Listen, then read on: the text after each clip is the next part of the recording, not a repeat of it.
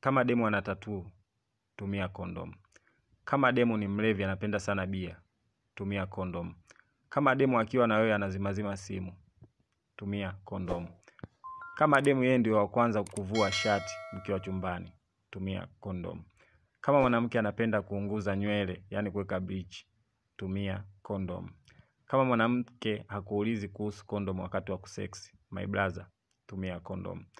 Kama demu anapenda sana kuvaa majinzi ya kubana, tumia condom.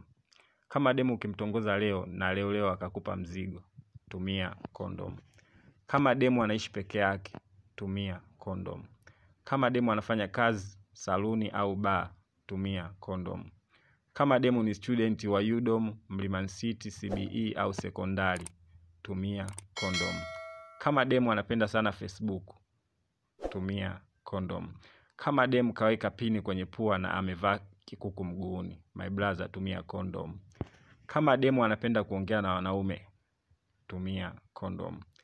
Kama demu jina lake ni Lucy, Mage, Ana, Lozi, Pendo, Selina, Jackie, Naomi, tumia condom.